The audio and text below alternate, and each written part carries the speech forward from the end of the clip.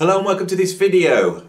Prog rock visionary Peter Gabriel has made a statement about AI, and I'm quoting from musicradar.com. Peter Gabriel has said, "I think you do better if you work with a powerful new tool than just grumble or pretend it doesn't exist." This is in the background of a lot of musicians coming out saying their opinion about AI music. David Guetta thinks it's the future. Deadmau5 reckons it'll just give us more of the same stupid music, stupid in quotation marks. Nick Cave has just called it bullshit. All right. So what has Peter Gabriel actually said? I'll quote from Mr. Gabriel here. "I think it's a bit like King Canute on the beach, unfortunately," he says. "It's coming, we're only just building it. We have no idea what it's going to achieve. I can't think of anyone whose job couldn't be done better by AI in 10 years' time, maybe 5. For instance, when I drive down to the studio in my Tesla, the Tesla is doing a lot of the driving for me, but I'm still keeping my hands on the wheel. The same is going to happen more in any process, including creativity. And some of the AI, half the artists want to play with it and half want to shut it down. But I think you do better if you work with a powerful new tool rather than just grumble and pretend it doesn't exist." All right, so we're going into a situation culturally where some people are distrustful of AI and some people want to open their arms and accept it. Peter Gabriel has always been a very visionary musician. He's embraced new technology all the way through his career. I think that's something that's identified him as such a creative musician. So he wants to open his arms to this new technology.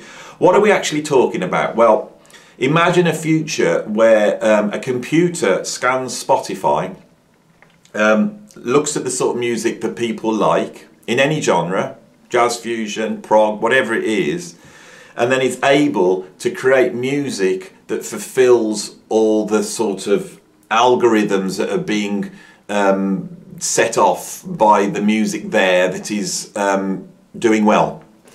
And then it's able to feed the market with music created inside a computer which nobody's written, nobody's creatively involved in, which will make a big profit for Spotify because that music would be 100% owned by them, created by their computers. So that's a scenario that could exist quite soon. Obviously for certain music forms, pop music and most commercial music forms that rely heavily on computers and sound very computerized when you listen to them, it doesn't seem a big step for computers to be able to create that music completely without having human interaction at all. In the areas of prog, less so. In the areas of improvised music, even less so. But the improvisations of John Coltrane or Charlie Parker can be analysed by a computer. They can see the sort of decisions they're making and they can create improvised solos. This will all happen. The anomalies of recording studios, of acoustic instruments, all those things can be scanned. Everything can be replicated. We are definitely going to a point where a computer will be able to emulate, without you being able to know it, whatever there is in the world creatively. Painting, a piece of music, you know, someone screaming at a crow, whatever it is, it will be able to emulate that completely. I think the problem we've got here is a crisis that exists within our cultural there's a crisis that exists within the culture's view of what art does. Now, what I've been trying to do on this channel is to really open up the question of what does art do, and I've been trying to answer that with something objective, or at least the best objective view that I can come up with. And I know it's not 100% objective. And when you try and do that, people will always come in and criticise you for doing that because they believe that art is entirely subjective. Now, this idea comes from postmodernism, that everything is culturally created. You know, there is a meta-narrative that comes from culture, and the culture's sort of overall interests, which is usually power, are then embedded in the cultural narrative. It's this idea that there's nothing new. It's this idea that the beauty's in the eye of the beholder. That people are just copying. There's no authorship of anything. It's just things that have been stuck together from the cultural milieu in which you grow up.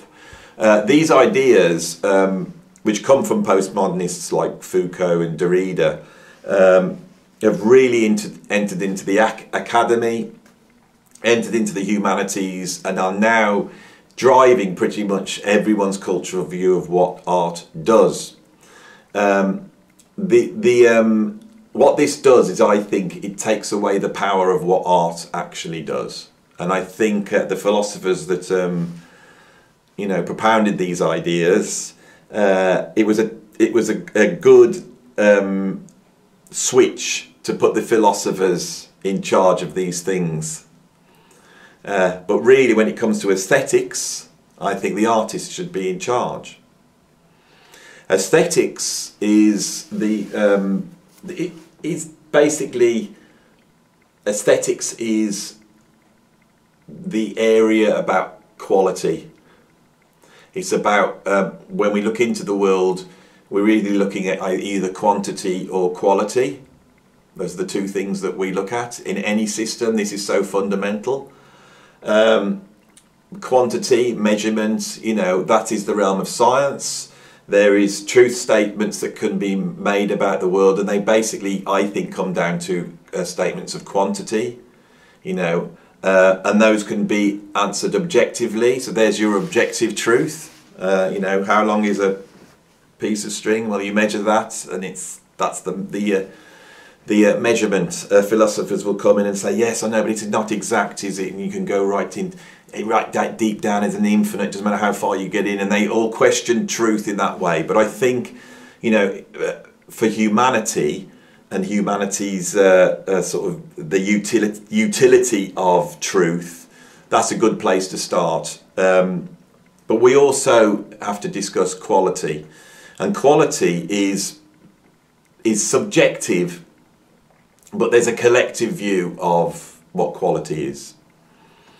And so one of the things you can determine quality by is trying to take a group opinion about what makes something good or not good, or what makes something beautiful or ugly. Okay? Now, I think what artists do, it's the conjunction between that individual subjective view of beauty being put out into the world, so the collective then can make a judgment about it. So if you're making art will be successful, and art is successful in all sorts of different ways. Art can be successful because it's very popular, and art that's very popular will give you an idea of what the collective is thinking in terms of what is quality. What's the reflection of the masses. But art can be innovative as well. In other words, art can come out with new ideas of what is beautiful, and those new ideas can catch on. And for me, that's more important than the masses, because our idea of what is beautiful has to shift as historically our culture moves forward, and that's the job artists do. There's also things like moral ideas of skill, in terms of a lot of art requires some sort of skill to make, and that's something which I think is worthy of celebrating, that human beings are able to see beauty in such a way, and we can marvel at a human being's ability to record that beauty. Now, those three, and there's many of these, but those three quality criteria that the arts sort of deal with, they actually vie against each other. And I think the fact that they vie against each other is very important, because the idea of what is beautiful, what is good, has to be negotiated. Okay? It's a discussion, and this is what artists do. Now, from what we know is good, what we know is beautiful, what we know is right, what we know is wrong. You see, very quickly you move from that idea of beautiful into moral statements of what is right and wrong. I believe that moral statements come from aesthetics. That is something radical that I believe. Okay, there's a lot of people that believe those morals come from God, or a sort of a code that's in a book, whatever. I think that if you believe in God, it doesn't contradict your beliefs that's in aesthetics, because they're one and the same. If you don't believe in God, then you believe that humans are just purely negotiating these qualities. So for me, that is solved by believing that morals come from aesthetics. They come from what we think is beautiful. So all our moral codes, which then inform culture, and this is where I'm not a postmodernist, those things inform culture. Artists create the cultures, not philosophers, not postmodern philosophers. They have done in a limited sense in today's culture. But on the whole, even with the postmodernists, you can see stuff happening in the 30s in different art movements, especially, say, the surrealist artists in Europe in the 1930s, the Dadaists. All those artists are informing ideas that were going to then be trotted out by postmodern philosophers in the 50s and 60s.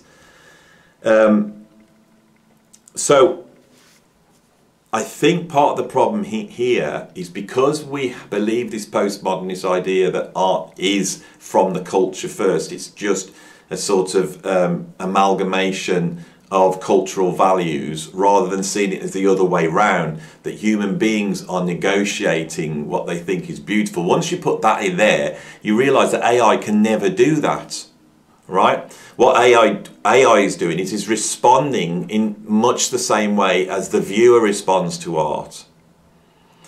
And the idea of innovation, I would find it very difficult to see how a computer algorithm would be able to be programmed to innovate, because the whole system is reliant on big data and being able to scan what everybody has done, right? And there's a thing about artists, they do something that nobody has done before. That's the innovation, okay?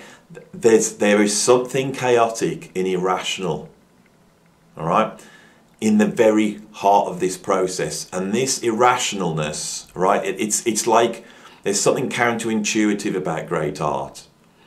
And I think that that counterintuitiveness, which is basically, say if you had, say you go back 100,000 years and you've got an encampment of people living in a cave or living on the savannah or something. Disasters are going to befall those people. They're going to get wiped out by all sorts of things. The people that moved, so if you've been somewhere for 20,000 years, then suddenly you moved, and this has happened in humanity all the time. What motivated people to move? Why would they move? Why would they go somewhere else? Right? Maybe they were travelling following herds of cattle, but not from Africa up into Europe, into an ice age riddled continent. I think what it is that it's the want for the new, and it's the searching for new horizons. And I think not everybody has that. Artists have that. And I think the artists that are in touch with something irrational about the world are able to, through their art, and these would have been shamans originally, through their art, they were able to galvanise people to move towards a different way of being. I think that's what art does. So if we take the idea of slavery, because that's a very talked about and discussed idea. All cultures had slavery for thousands and thousands of years. Okay, nobody thought slavery was wrong. Nobody had come out and said basically the idea of keeping human beings in this way, right, against their will and force them to do our bidding, is not beautiful. All right. So we can see that there was some point in culture, you know, all the Greeks and the Romans, they created all this beautiful art, but they never ever created a piece of art that questioned that fed into that. The art that emerged in the Renaissance, which then leads to the Enlightenment, the idea of the individual and individual expression, the idea of a thought process going on in someone's mind, you know, that you see in Shakespeare. That idea changes our culture, and our culture then starts to see that slavery is wrong. It doesn't start with religion, it doesn't start with science, it starts in the arts. It's the idea that everybody is an individual and everybody has the same set of rights, you know, because you're a human being. It's the idea of humanity, right? And this is the area that the arts discuss. It's the idea of humanity. Humanity is different to Homo sapiens. You know, humanity is something that we negotiate, and it's our humanity that creates cultures, right? We live in a culture now. We live in a Western culture. You know, with that culture, people live in other cultures. Those cultures come from our art. Okay, so this idea of AI, once we realise that AI is going to be able to do virtually everything that we do now, right? Except perhaps this one thing.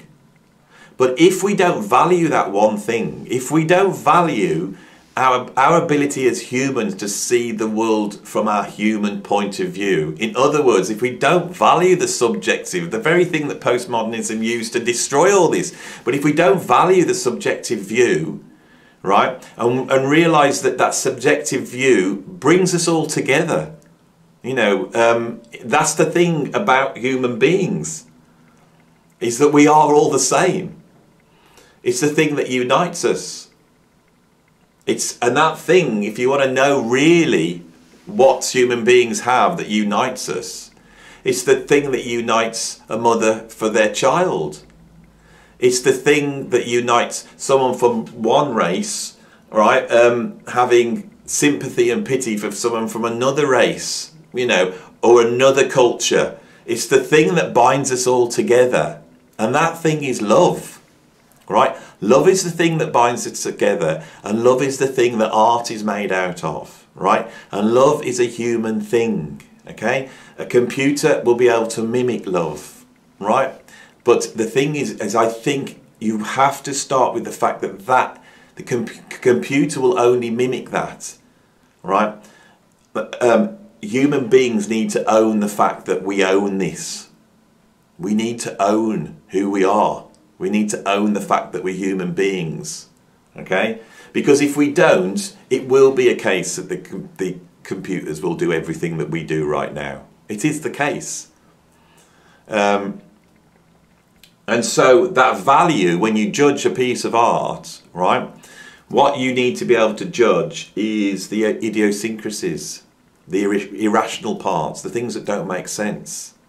Those are the things we need to focus on, the things that make us human. Now, we are going into a cultural epoch. We are leaving the postmodernist era now, and we're going into a new era. I don't think it's got a name. And I think this whole postmodern era, where it was all about the self, right, and how we fitted into the culture, and all those ideas were very useful 50 years ago, but I think they're now, it's falling apart, and you can see the mechanisms not working anymore. We have to root ourselves in the reality of our surroundings. I think that's the big change that needs to happen. We need to see how we fit into this, that we are not, you know, gods, we are not the great I, we're not this sort of, you know, Jim Morrison view of humanity, of this, you know, this thing that came from the postmodernist era through rock and roll. We're not that anymore. We are part of this world, and we need to learn how to fit into it better. And I think that requires us to be more humble. Art needs to become more humble. It needs to be more human. Right? That's what it needs to be. And then I think if art was more human, the computers, when they mimic it, it would become very apparent that they're mimicking that, and I think people will to see through it. And I think that or maybe they won't, because I don't think I have all the answers here. But anyway, that's my take on AI. I've spoken about it before, but I just wanted to get in this idea that about culture. And I think once we realise how important the artist is and what they actually do, it becomes quite apparent that computers just aping that is not art. Anyway, I hope you like this video. It was a bit of a ramble, but I think I got there in the end.